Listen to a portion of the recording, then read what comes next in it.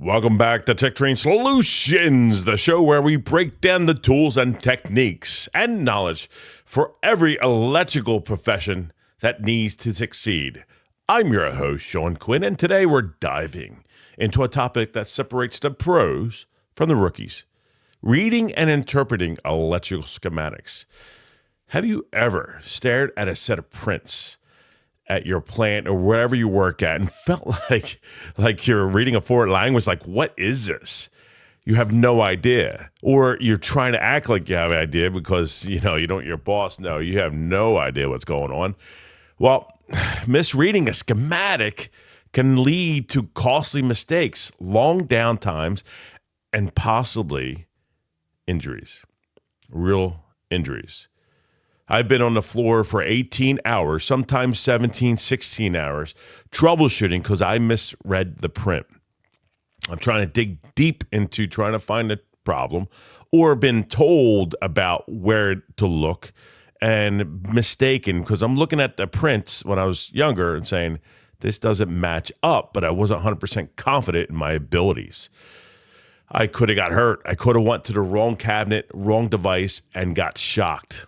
I could have got killed, or worse, had an arc flash around my body. That's a big explosion, engulfing your whole body, burning you badly.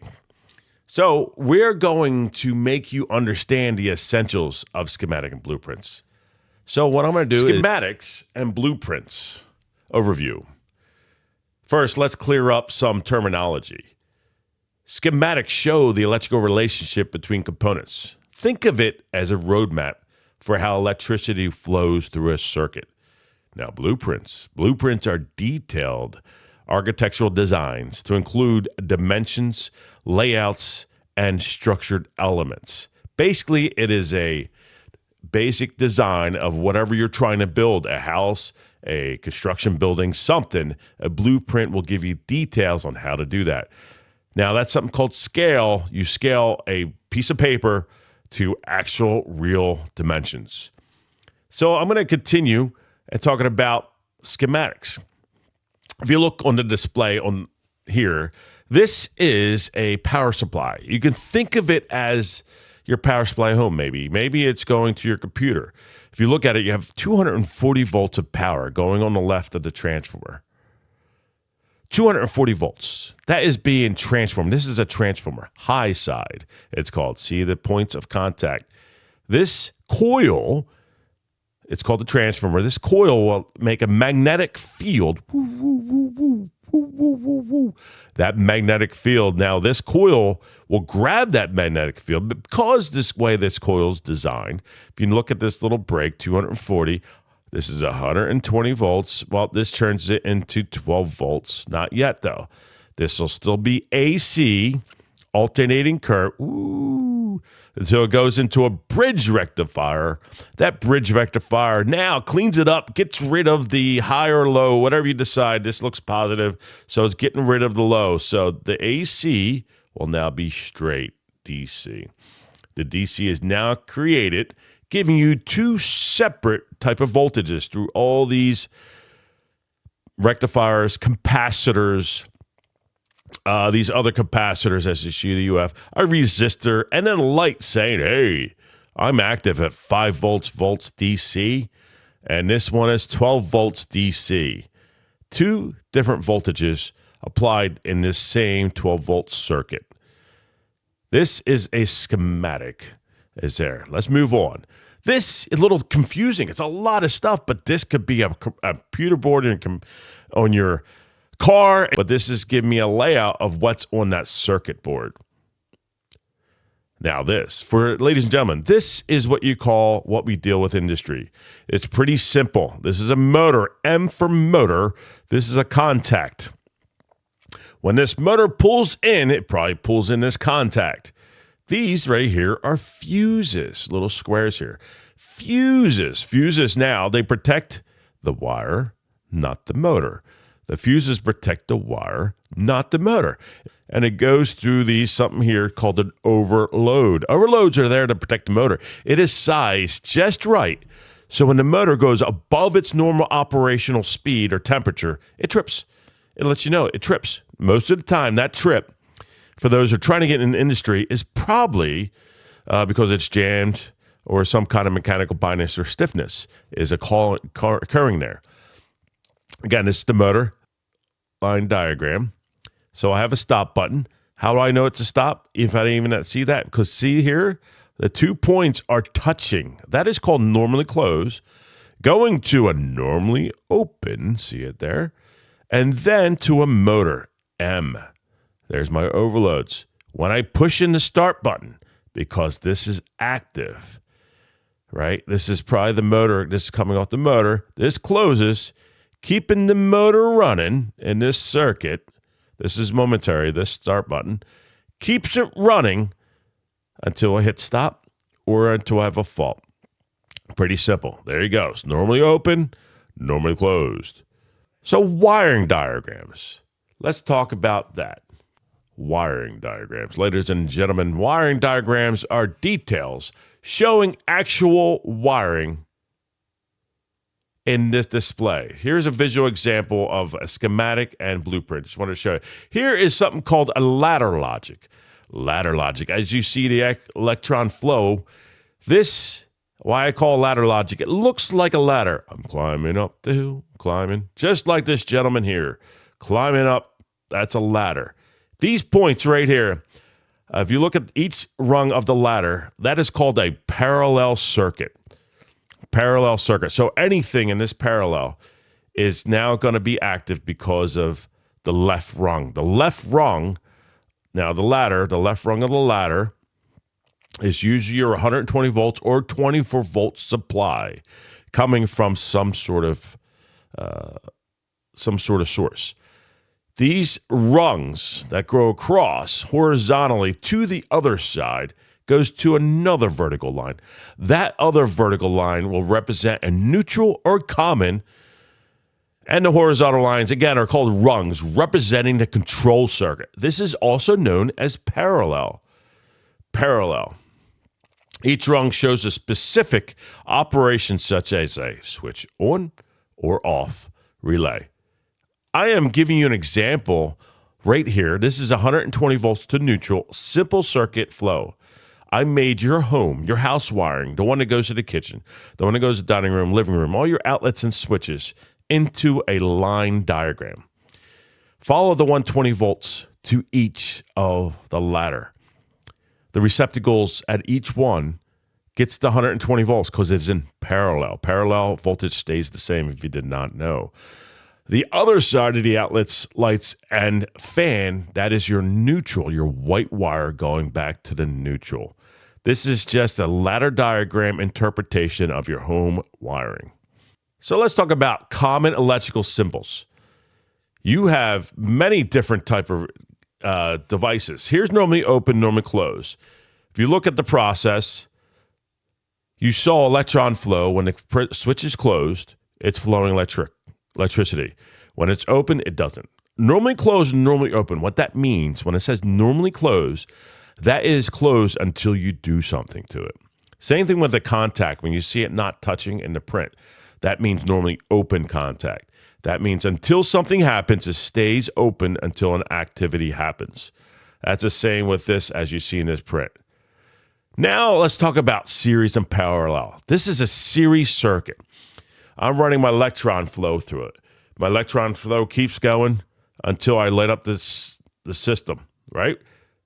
Bang. So what this shows is in a series circuit, if you look at the batteries, like you put in your flashlight, each battery in series will add voltage.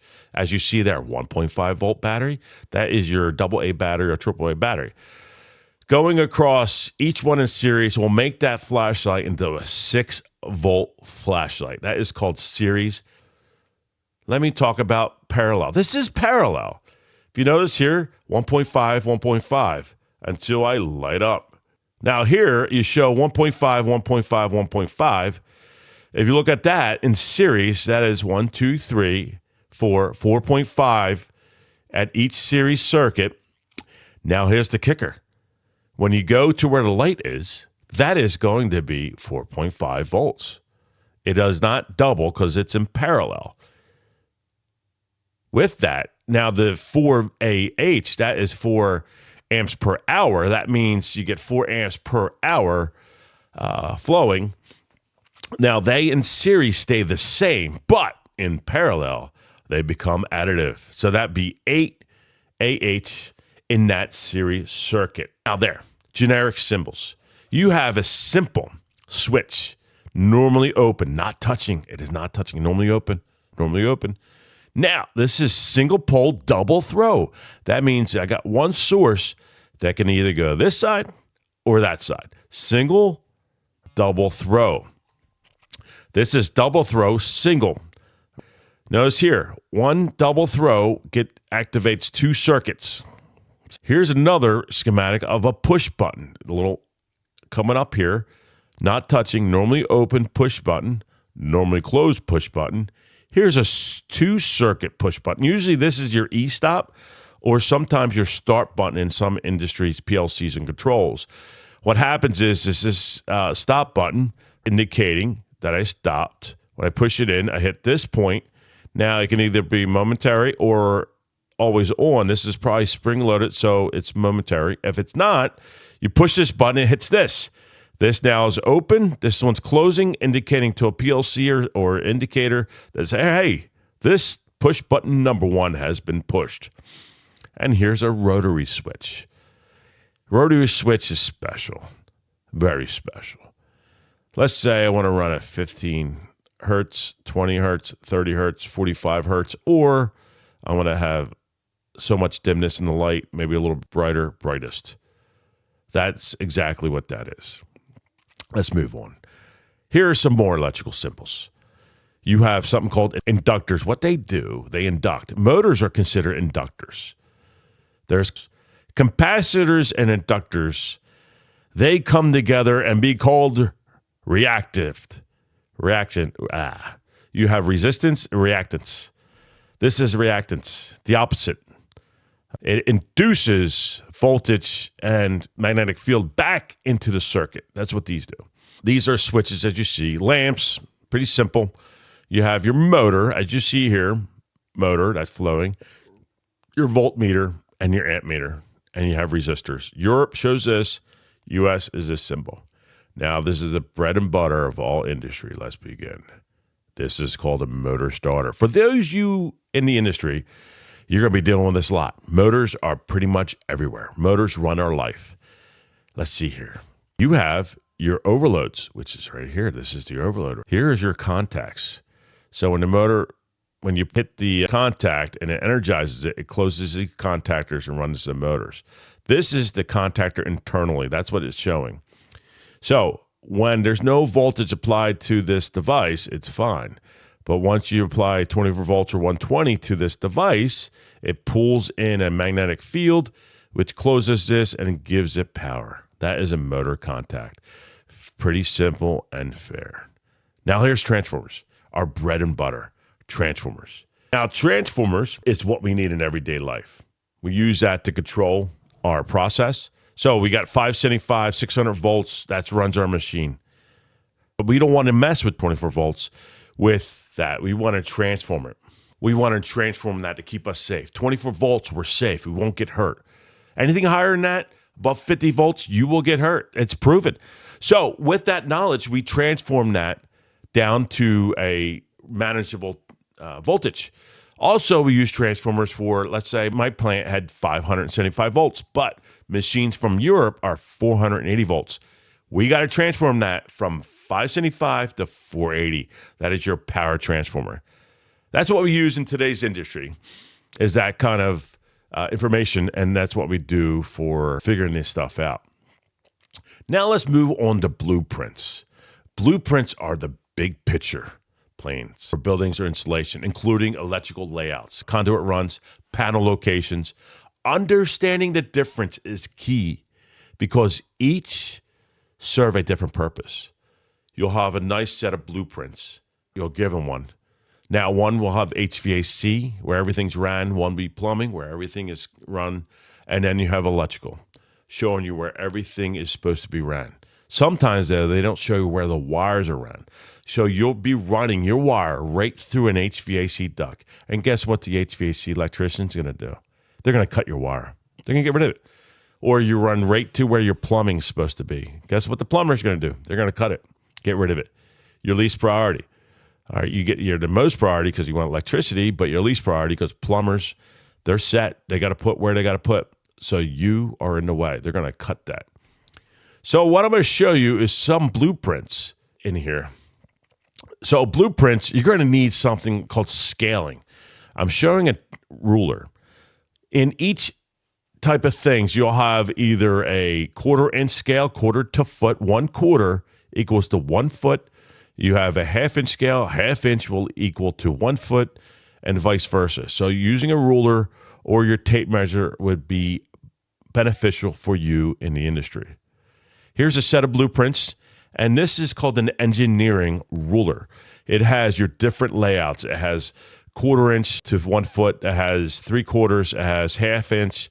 It depends. You can get it any way you want, but this is a blueprint ruler. This is a blueprint you get from the industry. As you see, it shows you lights, where they go. By the way, this little line, most electricians don't follow it. They'll follow it to the least path. These outlets, though, they mean something. From this wall to this center outlet, you need to get a ruler and see how far that is. It'll be something to a scale. Let's say this is 2 inches. Well, there's 4/4 inches in an inch, so that's 8 feet. That would be simple, to the point, pretty easy. That's what we talk about in this industry, is using what you know to figure things out. Schematics, they're standardized, except for a few. Some industry will make their own kind of displays. That's why you're going to need a ledger. A ledger is on a print is where it tells you what those symbols will mean. You'll have different symbols for different options in different companies. Now, other things is remember the switches are normally open, normally close. That's going to help you. And you have other symbols like a solenoid coil. You're going to need to know what a solenoid coil looks like. That's an output. A coil pretty much means I have a magnetic field on there, and when I apply power to it, it's going to change state and do something. You have solenoid coils in hydraulics to allow hydraulic pressure. You have solenoid coils in pneumatics to allow pneumatic cylinders to move, and vice versa. That is called a solenoid. They're output pieces of equipment, along with motors. Motors are also output driven. When an output's turned on, it turns on the motor. Output's turned on, it turns on the coil. Now, you got other symbols, which I talked about, overloads. You have heaters, contactors. They are, if you look at them, contactors, 2 lines next to each other. And if you have a line through it, that is called a normally close. So the trick, again, is to learn the ledger and the drawing. Most schematics include ledger or key.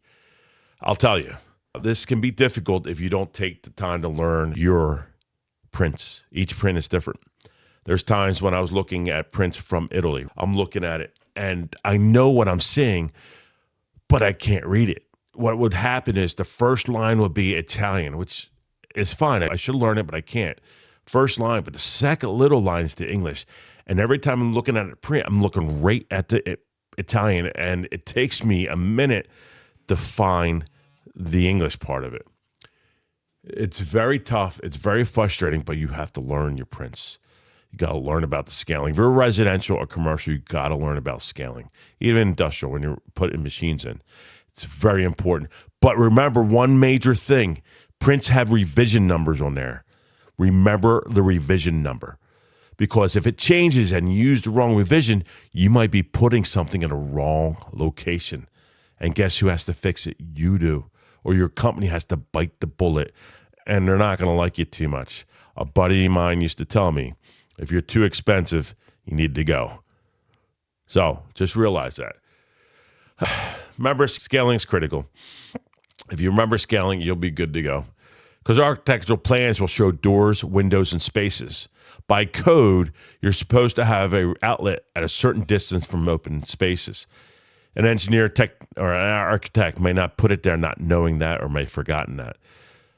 Learn your prints. So practical tips. Why am I telling you this? Pro tip. I would recommend number 1, practice. Learn your symbols. Highlight them. Figure it out. Trace out the circuits on plain paper. If you have a ladder logic, label it, mark it, understand the flow of electricity. This will be your best friend, learning the line diagram. I'm going to show you. Ladder logic.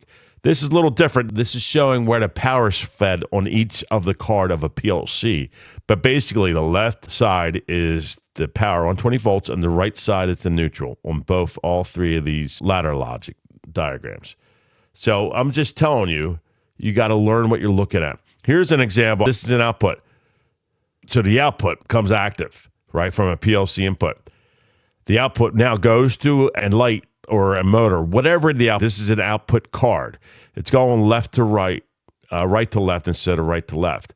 It's representing that the output is feeding the light, and as long as the neutral's happening, that's why I showed the blue, as long as the neutral's happy, your light should be active or motor should be running.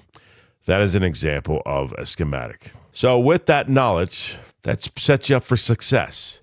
Take practice. There's times where I'm troubleshooting for 12 hours at a time.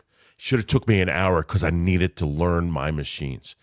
When I first started working in Kimberly-Clark, my troubleshooting was 8, 10, 12, 16 hours.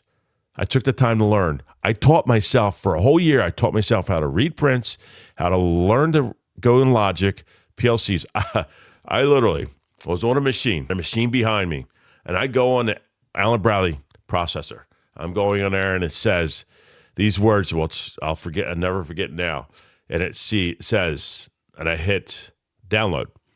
Download in Allen Bradley means I'm putting my stuff on the computer into that PLC. I didn't know that. So guess what I did? I hit yes. And it downloaded it and it shut a machine behind me. This was 12 years ago, 15 years ago. So real quick, I put the right program in and I found the correct one and got online, and the operators were commenting saying, what happened? I don't know. I don't know. Let me see. No, it looks like it's just an e-stop. I'm telling you, I was new. I didn't get fired, so I was quiet. But now I'm blunt. I'll tell you straight up that I messed up. I'm not like that anymore. I just want to give you that. Now, segment 5, we're going to talk about real-world examples, quick stories. A crew once installed a motor circuit based on outdated schematics. I've done that too. The result was it ran backwards. It literally damaged and destroyed the equipment. It ripped out wires. It caused a catastrophic event. Now, on the flip side, if you took the time to trace it, ladder diagrams, follow the one-line diagrams, if you just took a few more minutes and said, something's not right, or go to the engineer and says, hey, I'm just wondering, is this the correct revision? Because I also have the date on there. If you did that, make your life so much easier. But before that, understanding that would make your life easier, man. Not all engineers or designers are the same. So take the time to learn that print. You must learn their techniques or ask them, what are you doing here? So some PLC programmers in Allen Bradley, you can put devices anywhere, internal outputs anywhere. So you got to learn how they're programming it. Same thing with people who design prints. Learn about it. So segment 6, let's wrap it up. So the takeaway, learn your symbols, understand them. The ledger's your friend. Never ignore a title block. Definitely if it tells you scaling on a blueprint. Reading schematics and blueprints is not talent. It's a skill. You have to learn it. It's for a couple things. It's a safety measure, keep you safe. It's a time saver, get your troubleshooting skills higher up. And what you should do is you should make a cheat sheet of common electrical symbols or a simple schematic. Practice it. Make it on a piece of paper. Make your own schematic. Now, check out the link for this show. Thanks for tuning in to Tech Train Solutions. If you found this helpful, share it with your fellow electricians and apprentices. Until next time, stay safe, stay warm, and keep learning. If you need anything else, let me know, and I will teach you. Thank you. Have a great day. Oh,